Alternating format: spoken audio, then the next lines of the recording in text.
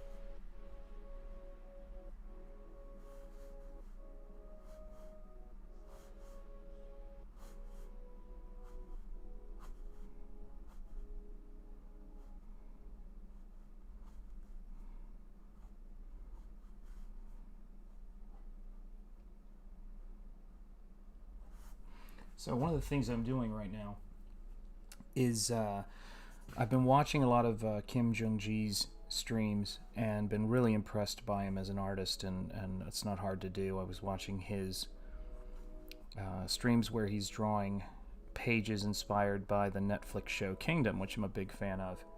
And I came to the conclusion that I wanted to start working on manga projects where I'm not using any pencil.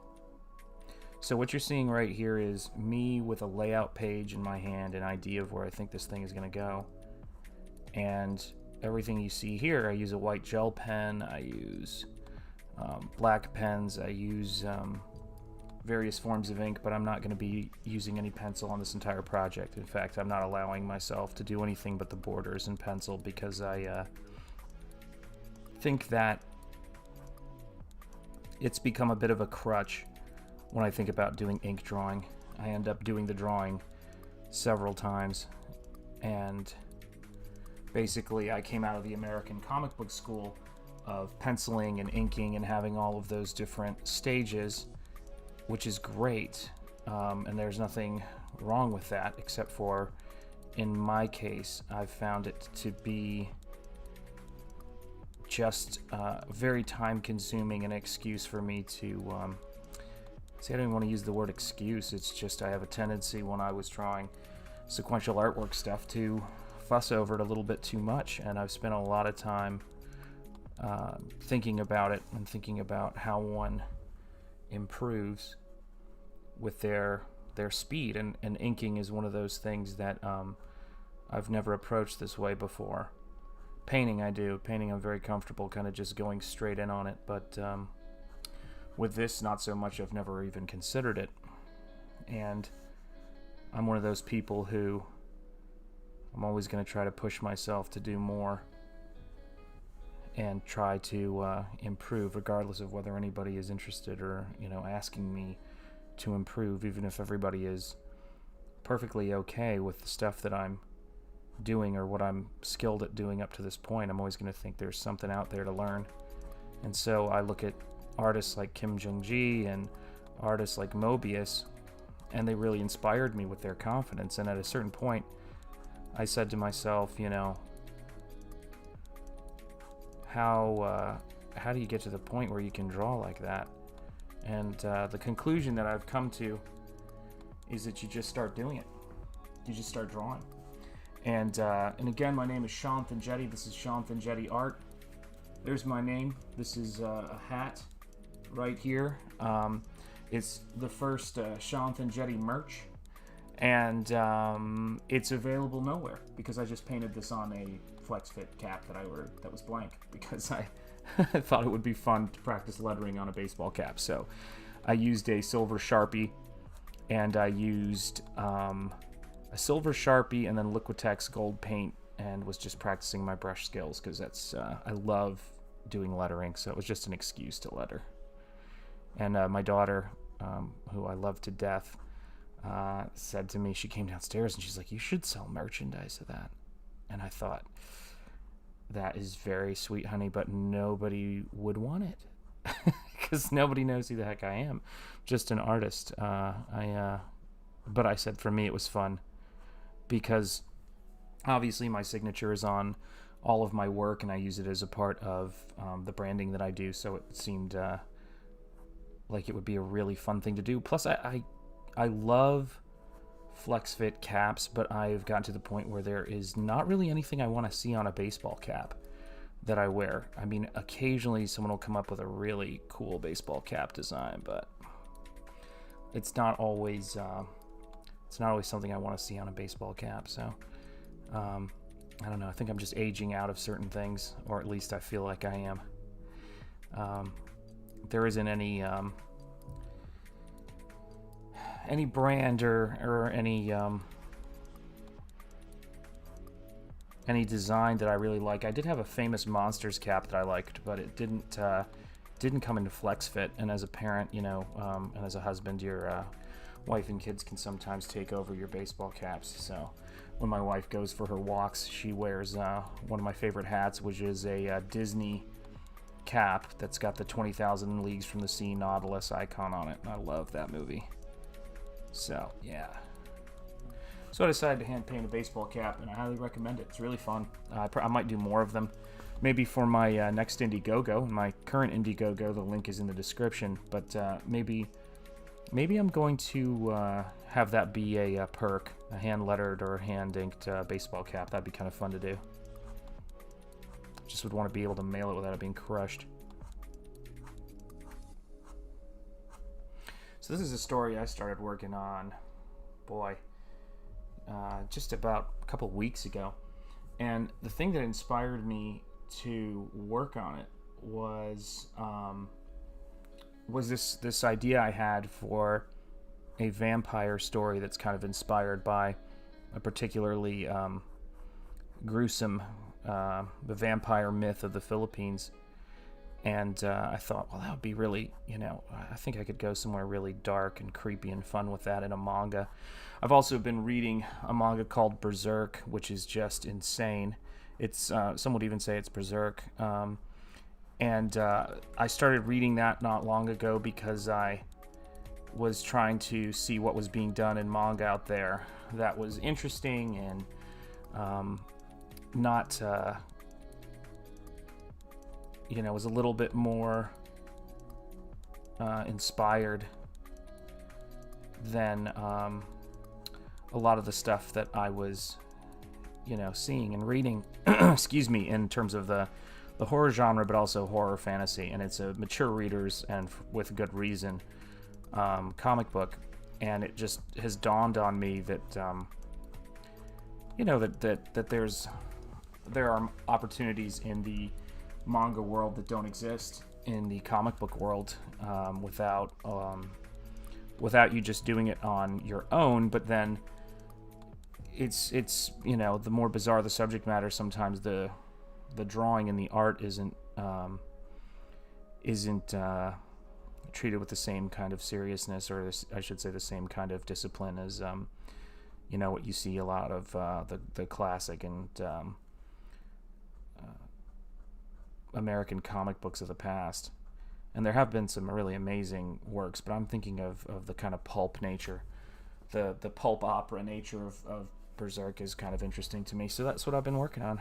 And just, as downtime, like whenever I'm too tired to work on something else that I've got going on, I will take a break and do this.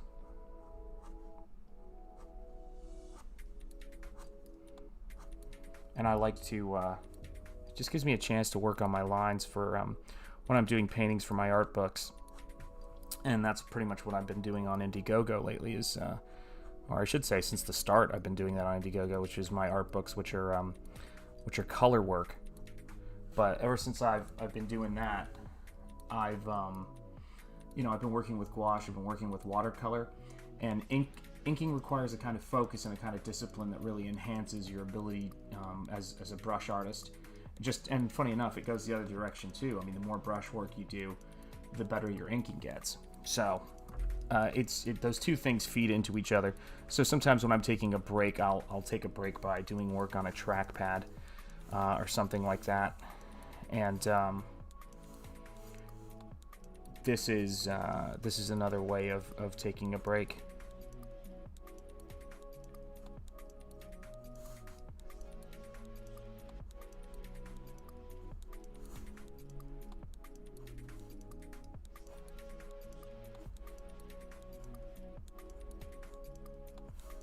This is kind of fun because this could be a disaster. The idea of doing my work on a desk and not rotating my artwork is not something that I advise, or not something I'm a huge fan of. But I want you guys to be able to see it. That's the whole fun of doing this on a YouTube channel, so we'll see where it goes. But yeah, this particular vampire myth is particularly, that's a little too many particularities, I think, is rather gruesome. We'll try a rather in there. And the thing about it is that much like manga, the old folk stories and the old folk tales didn't really, even the Greek myths, they didn't really care about our how squeamish we were about things, because they were dealing in a world of real risk, real grim horror, and they understood that civility and civilized society were something that was very fragile and that had to be defended, and defended by strong people, and defended by characters and heroes. And so those heroes have been used to confront those things, but they don't exist in a world that where they're spared from them. And I think that's one of the things I've been really inspired by looking at some of the manga, is it's just as grim as you want to go, and it's not something that is alien to my corpus. As I heard John Avnet, if I'm getting his name right, one of the producer on Sky Captain and the World of Tomorrow, which is one of my favorite movies. I was watching it again the other day. I love that flick, and I've had the opportunity and the privilege to exchange emails and have conversations with a great artist. And if you don't know his work, his name is Kevin Conran, and he has got an Instagram. You should definitely go check it out. He is the concept artist of Sky Captain and the World of Tomorrow. He's worked for DreamWorks. He's worked on feature films, and he designed. His brother was the director of Sky Captain and the World of Tomorrow, and he's designed pretty much everything in that movie. Did tons of drawings, and I know there's an art book that's coming out soon about that movie. So I'm a huge fan of it, and that quote just really stuck in my head. That made me laugh. I just like to go for it, and life and experience and spending time traveling, but more importantly, spending time not particularly isolated from reality, has shown me the humanity in very inhuman situations, and that's what I respond to, and that's what I look for in some of the art that I have. So it's not about nihilism. It's not about kind of preaching the Tao of and that's not even a Tao, is it? The ideology that everything is awful and people are awful, and all that kind of mess, which I don't care about. I'm an optimist at heart, but I like to see optimism in a variety of situations, and manga allows for that. So that's one of the big appeals of exploring this story right now.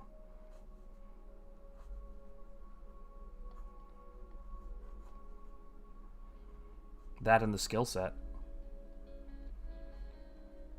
I have never just gone straight in with ink. I told my wife what I was doing, and she was like, "What? What are you doing? You just did that without any penciling?" And I'm like, "Nope. It's a blank piece of paper, folks." But I showed her Kim Jong-ji's stuff, and she was like, "Oh, okay. Well, that guy's insane. Yeah, that guy's better than I am at anything." So, he's great.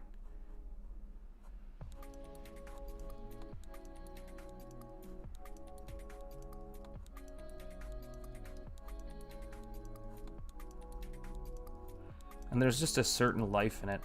I've always liked to try things and take chances. If I was doing the exact same stuff that I was doing when I graduated from college, or was doing the exact same stuff that I was doing even a couple years out of college, I wouldn't be painting my art books in gouache. I wouldn't even be using InDesign, because I didn't know how to use any of that stuff before I graduated from college, and didn't know how to use InDesign, frankly, until about 7 or 8 years ago.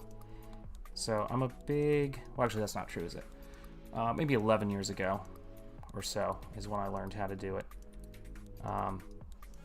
So, I mean, but still, just the same. It certainly wasn't something I learned in my 20s. I pretty much learned it in my mid-30s. So that's how it goes. So let's see what else we can do here. I want to see where I want this mouth to... how I want this mouth to work. I love Nosferatu, the vampire. It's one of my favorite films, characters, concepts. I recently, I'm excited to say, I ordered the figure that Mezco Toys released. It's this fully posable thing I intend to use for reference. It's awesome, but it's a 1/12 scale figure inspired by the movie Nosferatu, and I love it.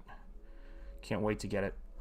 I was watching another YouTuber I follow who is actually a couple of YouTubers I follow. One is Horror Monsters, or Horror Movie Collectibles. I wish I could get his name right. I'll try to put a link in the video once it's done and uploaded.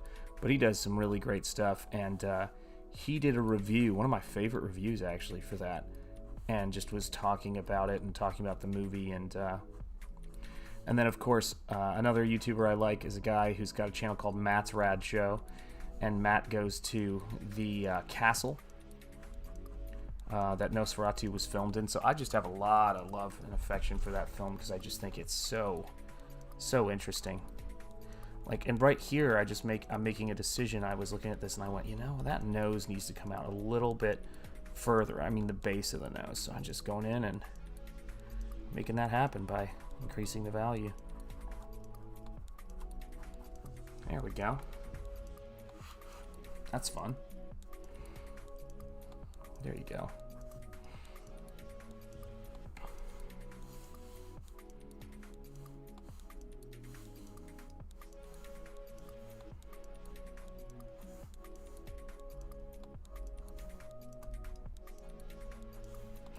It's interesting. I'll do things like that where I will accidentally hit the page with the pen, and I just go, time to keep working. Don't worry about it. And that's the sort of thing to where when you pencil your work tightly, you're always going to make a mistake. You're going to make a mistake anyway doing this, but you're going to make a big mistake when you're inking and go, oh, it's supposed to be there. Whereas when you're inking on a white piece of paper, if you make a mistake, you're like, that's how it's supposed to go. It's not a mistake because it's not like the way you drew it the first time, because this is the first time you're drawing it. Let's see if I can get a better angle on that so you guys can see what I'm doing a little bit more. Yeah, that's a little better. There.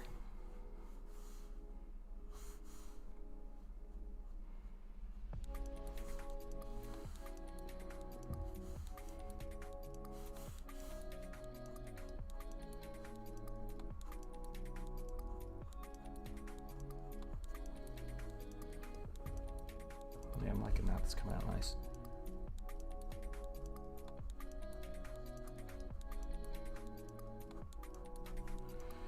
There we go. That's all right. So I'm bobbing my head along to the music. It's good to see everybody. This is Shanth Enjeti. This is Shanth Enjeti Art. I have an art book on Indiegogo, link in the description. It's already funded, and thank you for your support if you're one of the backers on that book. And I'm doing some manga work without penciling, so I'm just using a gray and a black pen for an idea that I have, and I just wanted to try it out. So I hope everybody's having a really good evening and wants to see some manga stuff. And really influenced by Korean artist Kim Jung-ji in terms of me working without pencils. I saw that and I said, that's what I want to play around with doing and see how that goes. So here we are. There we were, and here we are.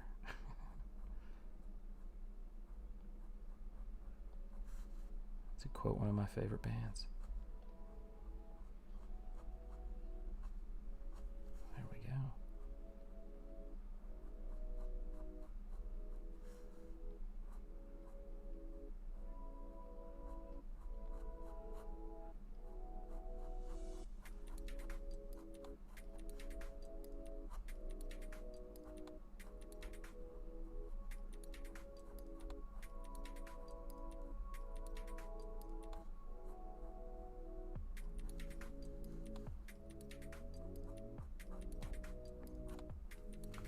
Let's see who we've got here. Hey, Steven, how you doing? Oh, it's going to be so fun. Yeah, I've got a PDF of it that I'm putting together right now, and it's looking really good. So can't wait to see how it comes out. Just had to rework a couple pieces in terms of Photoshop, but it's looking great. It's good to hear from you, Steven. Hope everything's going well.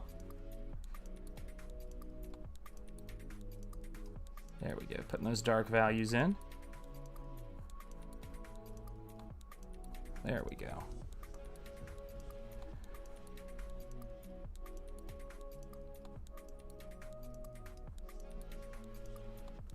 We have it.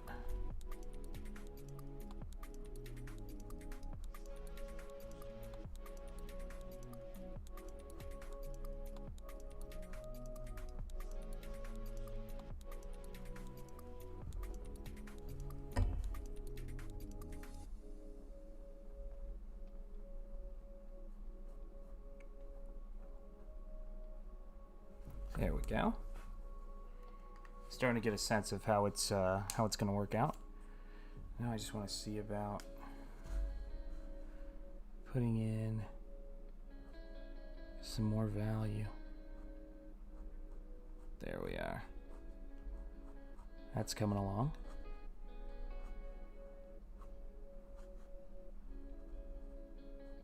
I was talking on Facebook, I guess chatting on Facebook is what we'd call it. That's about as extroverted as I get, with a YouTube friend of mine named Michael King. And Michael King and I were talking about Star Trek, and I was watching some of his YouTube reviews of the Hammer horror films. And Michael's a huge horror fanatic, but also a huge Star Trek fanatic like me. And he's introduced me to a lot of Blu-rays. He's introduced me to a lot of movies that I didn't think about watching before, like the Hammer horror movies, and all that stuff kind of feeds into the work. I mean, it's just the people that you meet that are outside of your regular haunts, you know,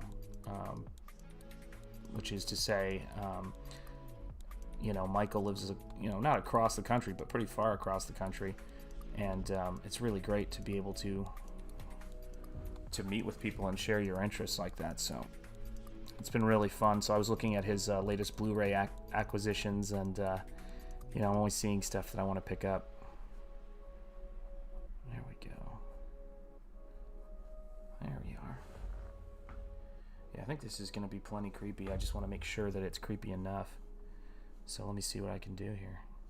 Let's see if I can kind of bring that up just a little bit. See what that does. This pen's needing a little bit more ink in it.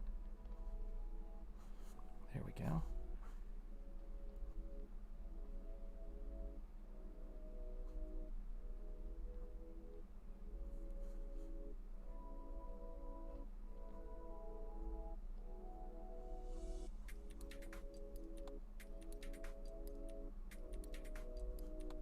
There we go. Whew, all right, here we go. Checking to see if it's in frame, because sometimes when I'm drawing, I get out of frame. That's all right. It's not too bad. Let's see how far we can go in. I love this new setup. It's so much easier for me to work this way. Because I've got a, it's not even a very expensive, but I've got a camera mount that's a lot easier to move and to zoom in on things, so I can get in really close. And all I'm using for a camera is my phone, so it's not even a situation that costs me a lot of money. I just use the same thing I use to make phone calls.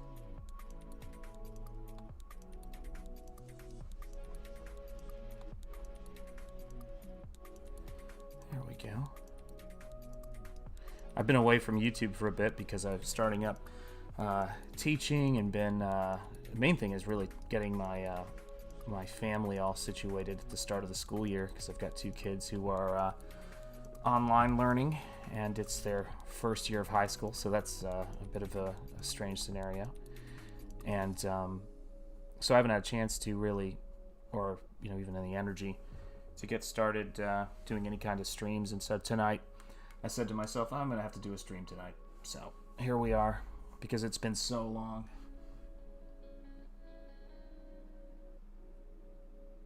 Nice, excellent. Yeah, Tezuka's an amazing artist, an amazing artist on an international level, and I think that for me, manga is kind of where it's at right now. I've been reading the deluxe editions of Berserk, which I think I had started reading or started looking at seriously last year, but I've really kind of been reading them and looking at the influence and seeing a lot of American comic book fans start being more interested in it, because even though it's a mature reader's very violent and graphic sort of comic, it goes places that traditional work doesn't typically go, and the drawing quality and the world building is absolutely amazing in it. And that's not something that I'm adverse to, honestly, in terms of the artwork that I look at. I don't like gore for gore's sake, and I don't like violence for violence sake. It's just not my thing. But narratively, and if it's done imaginatively, much like Guillermo del Toro does it, I think it can work, and sometimes it can get to subjects and topics that are rather difficult, but at the same time show how a hero can, be a hero in that type of situation, how humanity can struggle towards the light in a very tough situation.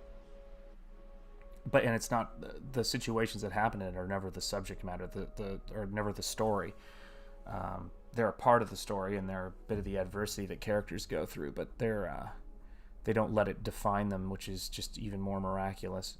And they're struggling to not be defined in this very dark and intense world of monsters and demons. And that's what appealed to me about this mythology, this story. Is there was the idea of, there was that idea of, you've got this kind of darkness, of real darkness. It's metaphor played out as reality, and it's intense.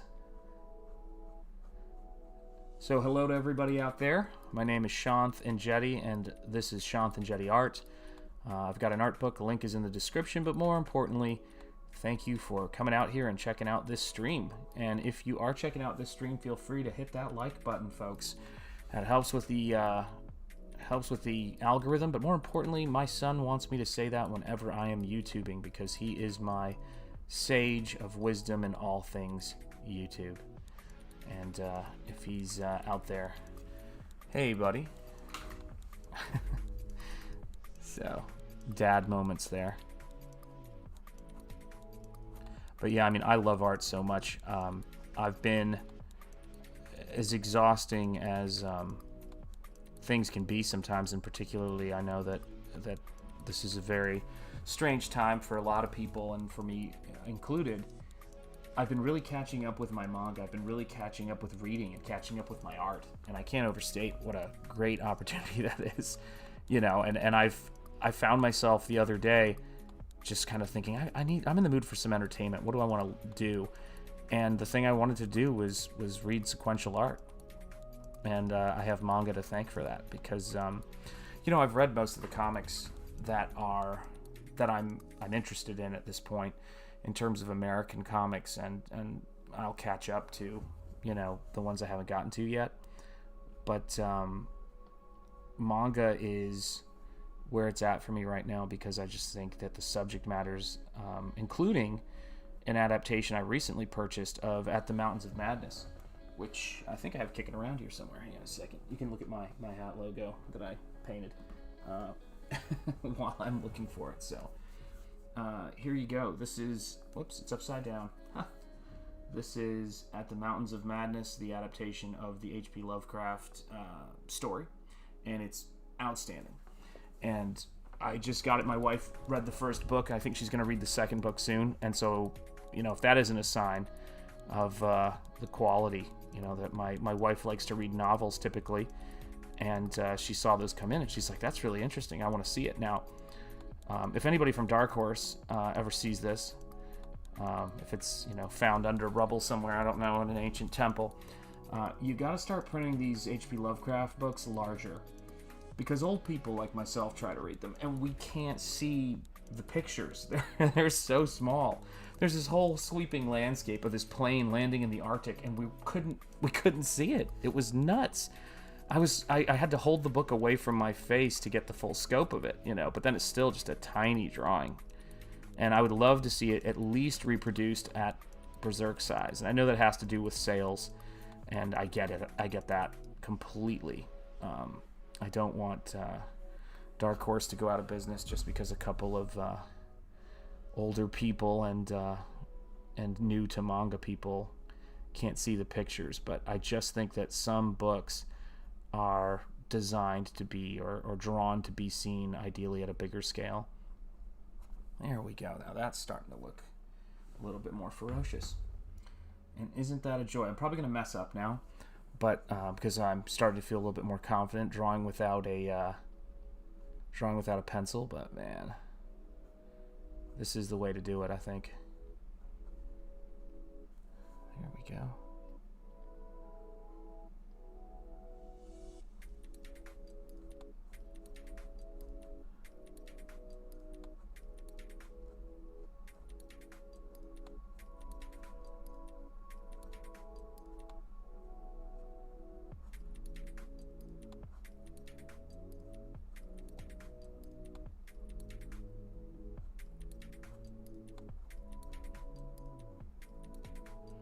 And if anybody's interested to know what this is for, or what the story is, I can't tell you because I don't know yet. It's just something that came to me. And this character came to me, this whole idea came to me. So this is, I'm drawing this inside of a Strathmore watercolor sketchbook. And this is page 2, and I'm just drawing it like I'm illustrating a single-sided book. So this is the first page of it. So this is how the story starts. So all of this was done with just a gel pen, white gel pen, black ink, and no pencils at all, just working straight on the page. And it's been really fun. It's been a blast to do it. And we'll see where it goes. So this is page 2 of this story, and I have a general idea of what the basic subject matter of it is, but I had no idea where this was going to go. Certainly when I was drawing this panel up at the top, you know, I basically am jump cutting to a flashback scene right there of the main character's origin story, or his the trauma that kind of brought him down this path that he's in, and that interested me a lot. Just, you know, I suddenly realized, okay, the story is going to show this now, like as a part of this ritual, and I came up with a really cool idea today for where it goes from here, and I'm not going to share it right now, not because I'm not because I'm concerned about sharing it at all, but because I'm working on because I want it to be sort of a surprise when it comes along. Oh, there's the man. How you doing? Oh, I appreciate that. Thanks so much. Thanks for coming and checking it out. So yeah, I'm working on this idea, and the idea is actually I'll sketch it out for you. I mean, I don't know. I feel like I want to do it on a separate piece of paper because I'm trying to keep my layouts in this. But I'll tell it to you. The idea is this guy is going to end up in a fight where he's fighting all these vampire creatures in this kind of otherworld arena, and I want to have his foot chained down, his lead foot. If he was a boxer, a regular boxer, it would be his and not a southpaw. It would be his left foot that was belted down in this arena, and he has to fight all of these creatures by just pivoting off of that foot as they're coming from all sides. And I just want to do a really crazy action scene with that, of this character chained to the ground with these other chained creatures coming in from all sides, like the tigers in Gladiator. And if I draw it, I'm going to have to draw it without pencils because that's what I'm doing this exercise for. Is I'm doing it all without using a pencil, just gray pen lines that I'm using, but they're really final drawing lines. I'm just plucking the shadows out. There we go. That's starting to have that kind of creepy vibe to it.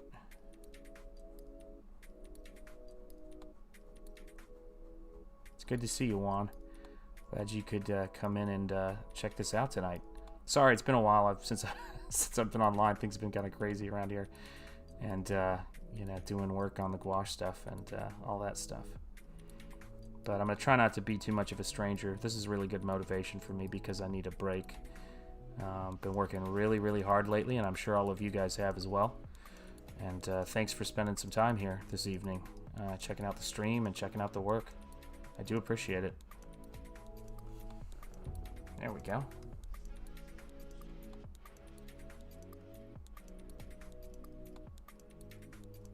There we are. Awesome. Well, I hope your college exams went well. So I know I was always stressed out with mine, and but hopefully you do better than I do at those kinds of things. So congratulations on your college exams. I hope everything went really well.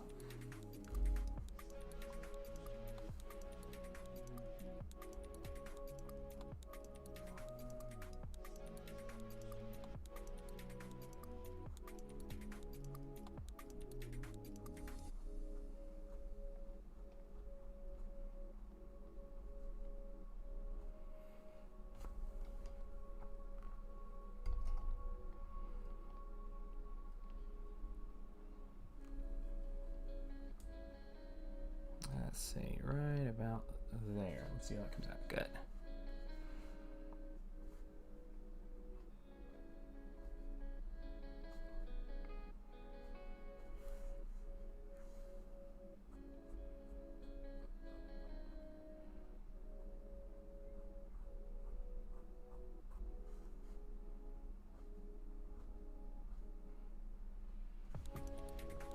There we go. That's looking better.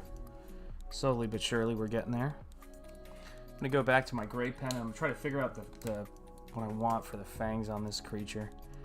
I'm always gonna go with the straight Nosferatu fangs. The vampire fangs that are on the incisors just don't do it for me, just because I'm that much of a vampire geek. You know, I just love that stuff. So I gotta do the Nosferatu front fangs. That's just the way it's got to be. So it's my favorite type of vampire, and everybody should have a favorite type of vampire. That's what makes it fun. I love it's so funny. One of the best things to me about nerd culture and geek culture, or whatever you want to call it, but mainly, to me, I just think about it as old school, just fanaticism for certain subjects. Just loving the subject matter, and is you kind of, there's not really a particularly wrong opinion to have on those basic things. It's your taste. That's all it is. I tend to like most all of it, unless it's something that was cynically done. Maybe I wouldn't like it, but even then I don't always know if that matters, if it's a good project. And so I'll watch a lot. Like I was watching a movie that's that was originally titled Space Vampires on Blu-ray, which was a movie and it's just totally awesome. It was directed by Tobe Hooper, I believe, who did Texas Chainsaw Massacre, which is, I know a lot of people who are super into it, but it's a little bit it's a little bit much for me. He also directed Poltergeist, and it's a movie called Life Force, and it's like space vampires, and there are these great vampire zombie puppets that sit up that look exactly like some of my drawings from an Alien World story I did not long ago, and I just love it. I love the aesthetics of it. It's ridiculously good. I mean, it's just silly. It's absolutely silly, and there's a certain kind of kitschy genre stuff that I love, and that fits kind of square in the middle of that. There we go.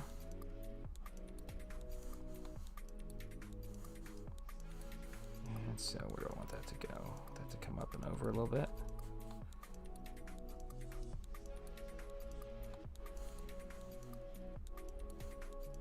Yeah, this whole inking without penciling takes a lot of the stress out of it.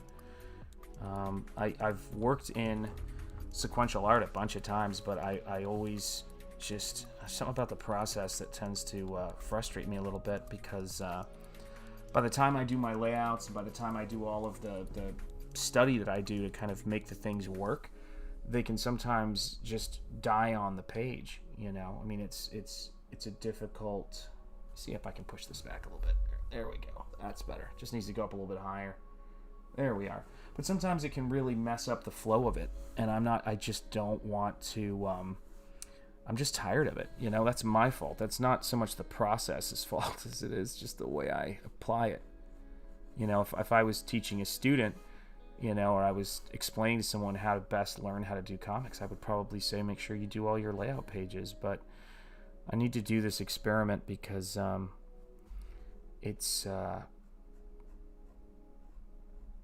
seeing just a lot of really amazing artists who just kind of are going for it in manga, and it's because they know. I mean, they know how to draw and they trust themselves, and they just say, okay, I gotta get this right on the first try.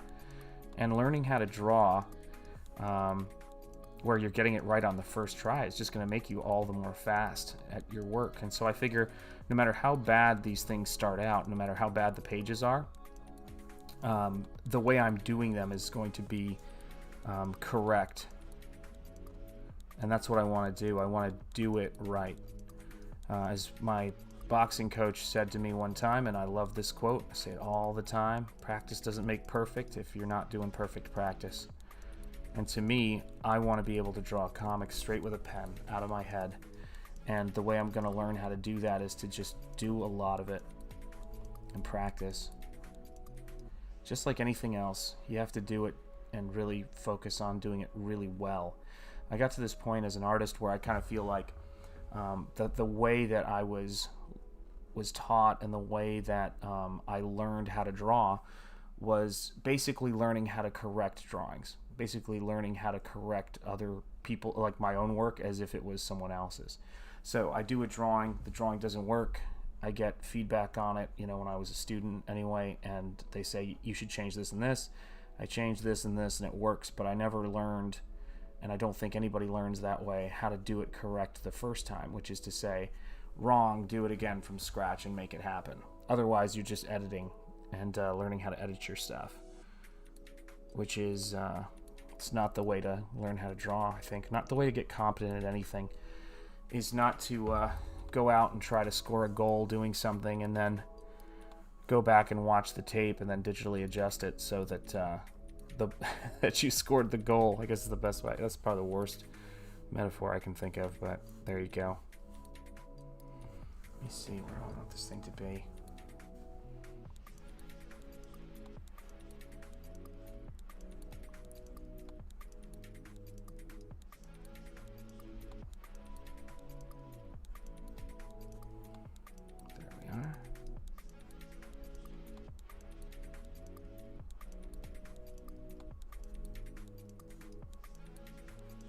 Okay. There it is. That's hilarious. I was absolutely terrified to just put that down, you know, at first, and I just went, go for it. What's it matter?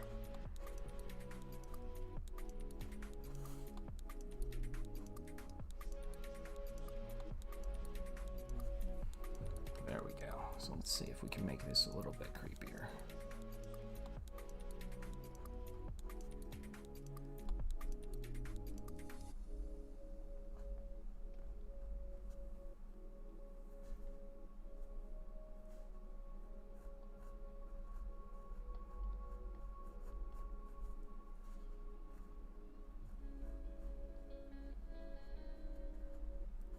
There we go.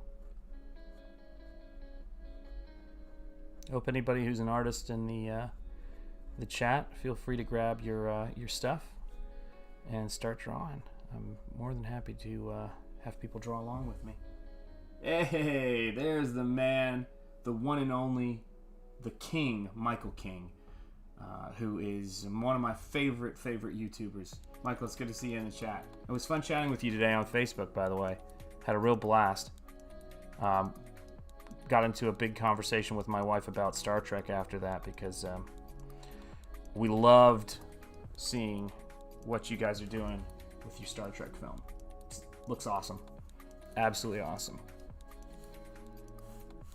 Cannot be more excited about taking a crack at that poster.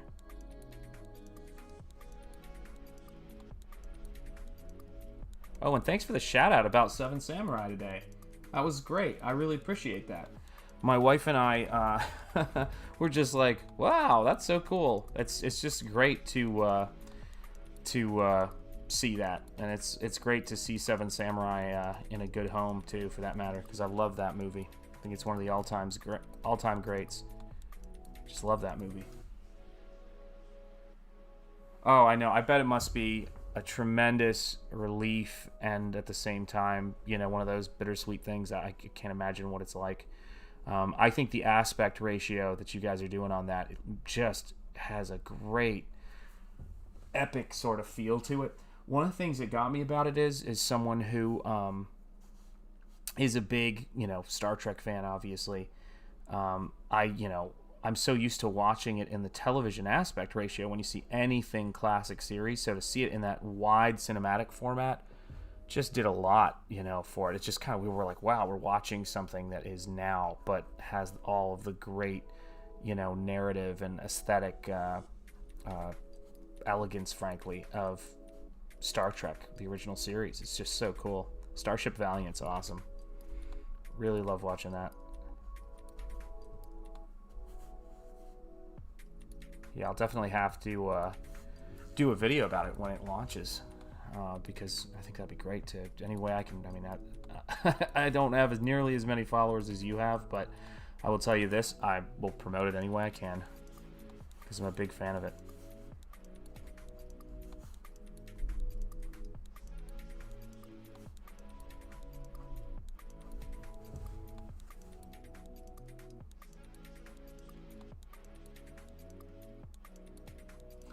I'm going to tell you something. Please pass along my compliments, because I thought it was awesome. And I thought just there were a couple. Well, I don't know. See, I don't want to. I'm going to speak vague because I don't want to spoil anything. But there were just a couple of shots between the two characters we spend the most time with, where someone was in the foreground, someone was in the background, and you just felt the dynamic, the emotional dynamic of the story between those characters. I just loved it. I thought it was incredibly well done.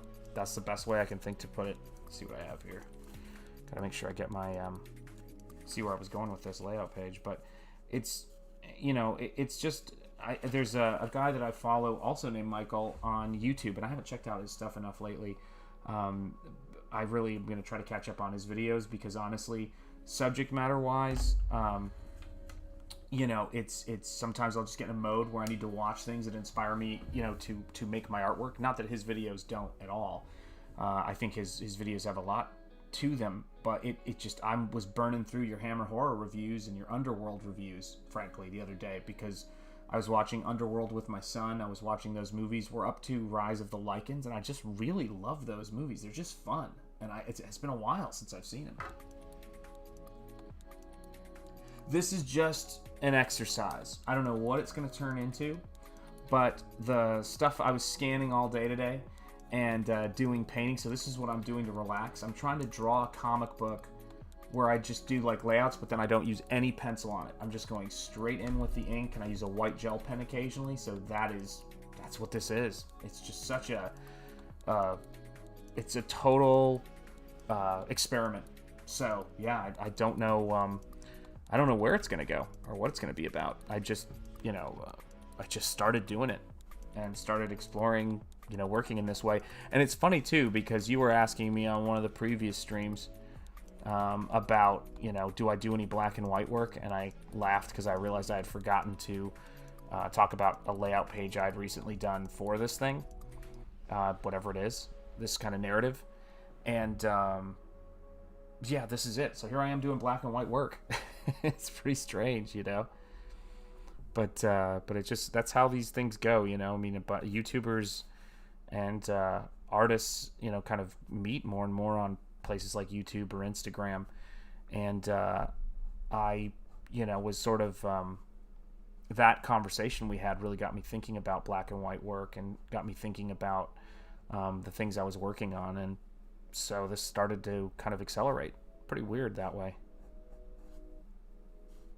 But that's how things work. It's just, a lot of artists are meeting on YouTube. A lot of people who are doing work are meeting online and sort of, just kind of mutually supporting each other. I think it's been really important to do that during this time. People who are fans of Star Trek or horror or monsters or action figures and collectibles and stuff like that are just, kind of finding each other. And we're kind of, it's almost like the kind of conversations we used to have at conventions are happening online. For those of us who remember those conventions, where it was just a lot about conversation.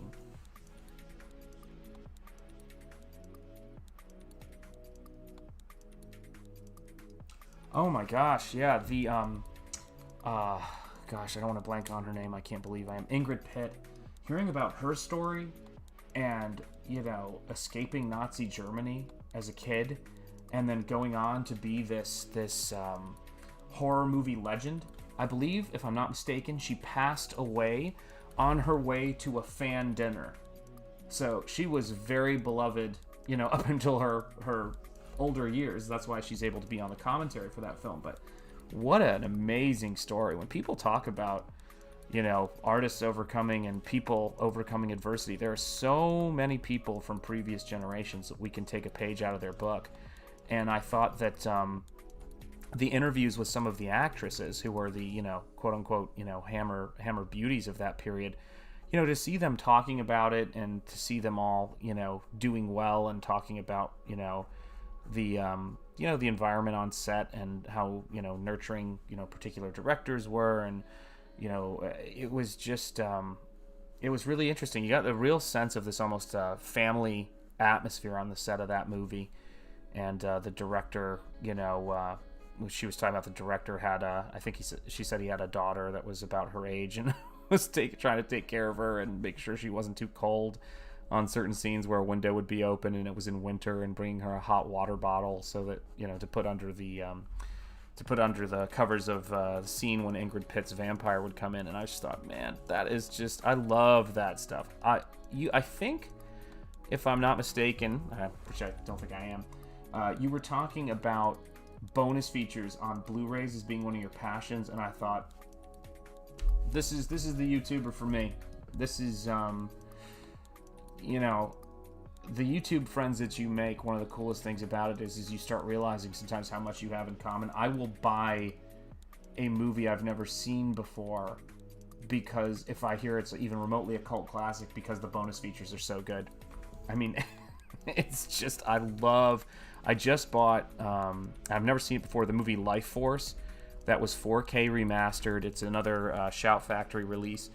And I realized it was directed by Tobe Hooper, who directed Poltergeist and Texas Chainsaw Massacre. And I was just looking at the bonus features for that. And it's just, there's so much. I don't know if it's as good as some of those British releases or some of those Japanese releases in terms of bonus features, but it is really, really great. It's a really great set of bonus features on there. Great flick, too. Just looks really fun, is the best way I would describe it. And then, of course, you've got Patrick Stewart. Jean-Luc Picard himself is in that movie as a doctor for a brief bit. A lot of people in there for a brief bit. But it was interesting. It was like made in the kind of aftermath of Alien and a lot of those sort of science fiction movies. But it's just a lot more pulp. It's a lot more kind of kitschy and campy. And I love campy work.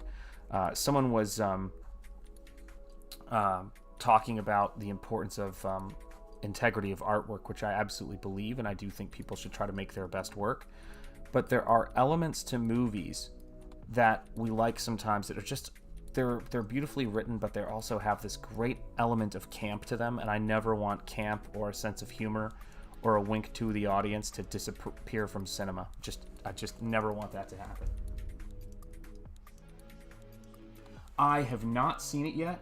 I've only I watch everything the wrong way. I've watched the bonus features, and then Lauren and I are going to watch it together, so we have a basic understanding of what it is. So I'm really excited to get to see it in 4K for the first time.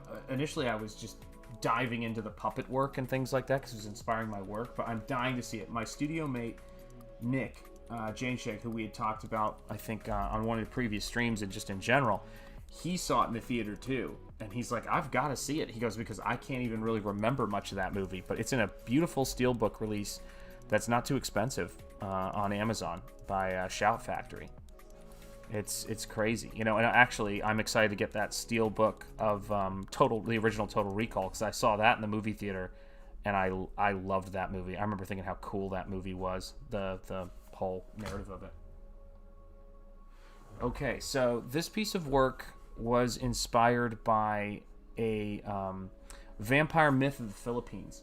It's one of the creepiest myths that I have ever heard in my life, and it basically is, I'm going to try to spare some of it, but the myth is that there are these vampires that go around preying on, we'll put this as delicately as we can, preying on pregnant women, and what they do, they detach the top part of their body, and they leave the lower half of their body behind. And so one of the ways you kill these vampires is by finding that lower half of the body and covering it with salt.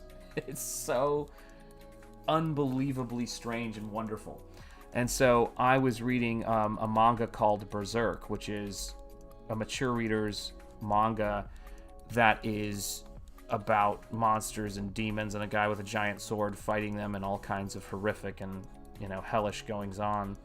And then I was also looking at this South Korean artist who just draws in ink straight on the page with no pencils, and I just sort of got my blood up about my drawing confidence and said, I'm gonna just, if I need to make something white again, I can use a white gel pen, but I'm just gonna draw straight on the page. So everything you're seeing here is not penciled first. So that was the gist of this, is I want to have a vampire fighter. Just like I will get inspired by characters from boxers a lot of times. So Deontay Wilder inspired one of my characters for the story, one of the stories that's in the book called Fang Noir. The guy who inspired this is a boxer by the name of Nonito Donier, and he is just a Filipino-American boxer who's just all class and always just conducts himself very well in the ring and outside the ring. And he was involved in the fight of the year against Inoue, the Japanese boxer known as the Monster. And it was a fight of the year. It was great and inspired me. And I just thought, that guy has this look that I want to get the gist of, this kind of stance. So yeah, just tons of different things. I know it's a long-winded kind of rambling answer, but just a lot of different things inspired me on this one. And just my love of vampires and horror, but also my kind of growing love of manga has been affecting me a lot lately. Just, it's been affecting the books I do and some of the paintings, but I'm now kind of waking up to the possibilities of doing sequential art in a way that I haven't done before. There we go. Let's see if I can get that a little closer as I ink. There we are.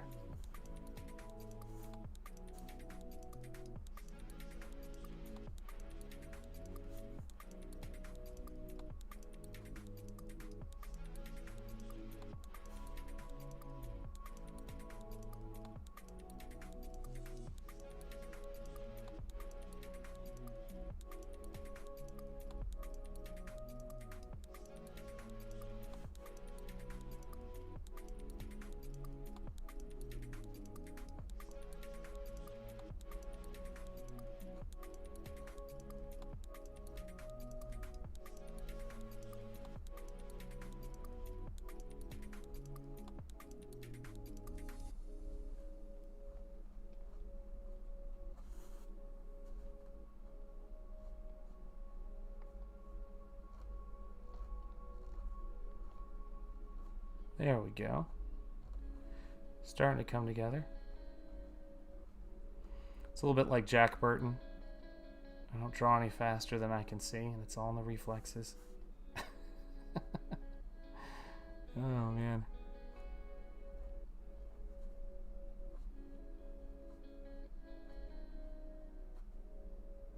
There we go.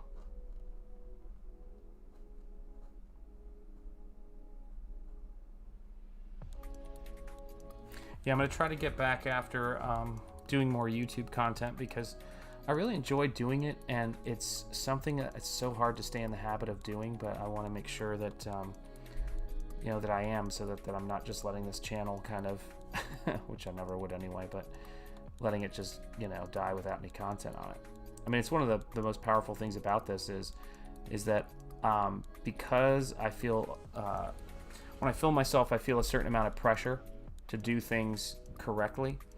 It's a really great way for me to do sequential artwork because I don't think about the immediacy of it and how it's going to be received because people are already kind of in on the process. So it's kind of liberating in a way to work this way. I did the same thing with Instagram. When I started Instagram, I didn't know I was going to make art books, but, you know, I just started drawing, and then I sort of said to myself, I treated it like a job, that I had to do it frequently. And that's how I'm going to approach this, and we'll just see what comes out of it. It's weird already, meeting so many YouTubers and meeting so many people with, you know, huge followings who are having interesting conversations. Some cases I've done the, you know, done artwork for them, and, you know, it's just a really great community. I love the YouTube community. It's a fun group of people. And just so many artists on there doing cool work. Or I should say on here. There we go. I'm just trying to get that grace into the line. Just moving things in and then coming around like that. There we go.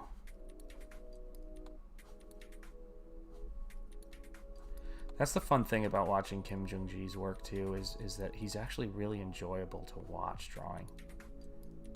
And I started thinking about that a lot lately, that sometimes we're just working and it's you know, it's not all about entertainment, but maybe that's something that if we want to get our get the arts out there and get people inspired to make work, maybe we need to do that. I know that watching artists that I admired draw when I was a kid, people like Todd McFarlane, and they'd have, you know, Stan Lee interviews, the Comic Book Greats videos, and that was the only time getting a VHS from Books A Million or any of the bookstores that were in Chattanooga where I grew up. It was a big deal to find those videos on the rack and actually get to hear these artists talk. It wasn't like YouTube, you know, where you could just get to this stuff. And funny enough, if anyone's ever curious what I was watching when I watched the Todd McFarlane Comic Book Greats video with Stan Lee interviewing him, you can find that on YouTube now, and it's amazing. To me, that was like the primary chance that I had to, you know, kind of meet these artists and get to know them. I mean, it's not like I was, you know, getting to get their autograph when I watched those videos, but I did experience what it was like to go to a San Diego Comic-Con panel because of those VHS videos. Now you can just like watch the streams of it, but back then there was no such thing, and so they videotaped these little talks that Todd or Rob would do while they were at San Diego. There we go. I'm happy with that. I think that's starting to come together nice.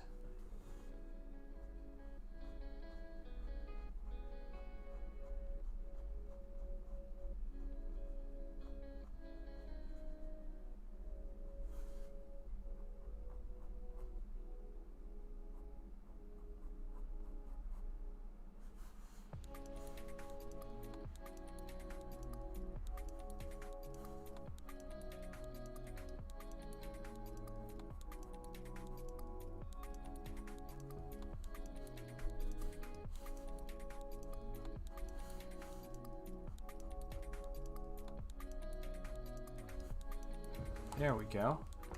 That's starting to come together. I think that's working. So, alright gang, stick a fork in me. I am done. It is 1:28 and I am starting to feel it. So, thank you so much for tuning in. My name is Shanth Enjeti, and as it says on the customized ball cap I just painted the other day, I'll be doing more streams.